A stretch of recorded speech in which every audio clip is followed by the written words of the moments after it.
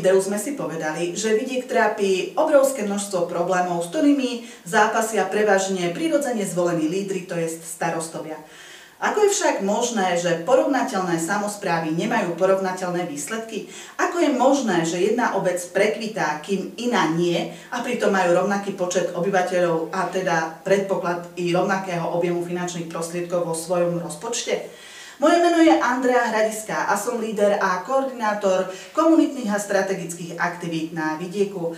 A po 13 rokoch práce v komunitách môžem skonštatovať, že všetko stojí a padá na schopnostiach a zručnostiach lídra viesť svoju komunitu, viesť svoju obec a viesť svoju organizáciu. Ale najmä spolupracovať. To znamená pracovať v tíme.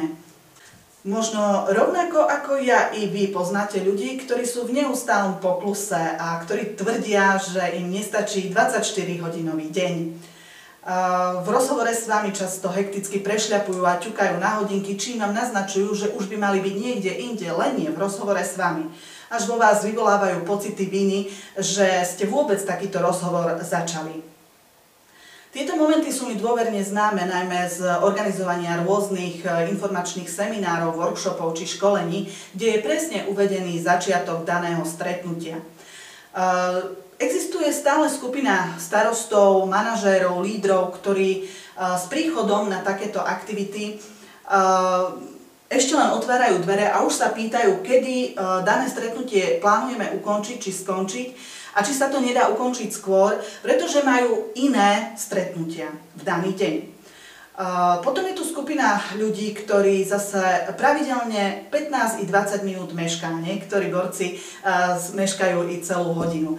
V danom prípade je to možno taký faktor dôležitosti, že meškám, pretože mám veľa práce, alebo že som vlastne prišiel na toto stretnutie len preto, aby sa nepovedalo. Ale títo ľudia si neuvedomujú, že sú vlastne takými rukojemníkmi svojho času alebo faktora času a že nezvládajú time management. To znamená, ten časový rozvrh dňa si nevedia určiť správne.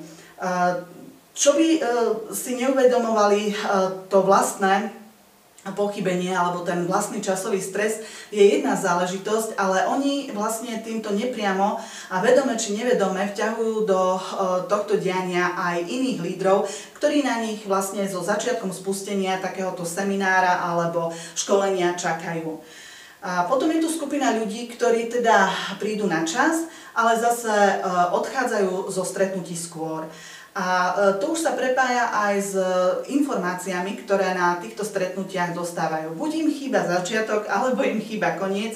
A potom si tie informácie poprepájajú tak, ako im to vyhovuje, a nie tak, ako boli v tých súvislostiach predložené. Tento faktor času je veľmi dôležitý pre lídra i manažéra. Hovorí sa, že presnosť je výsada kráľov. A o túto presnosť by sme sa ako lídri, manažéri mali vždy snažiť. Nie je nič dôležitejšie ako vážiť si čas iných. A to všetko si vlastne povieme v kurze Kreatívny líder, do ktorého vás pozývam a kde sa na vás teším.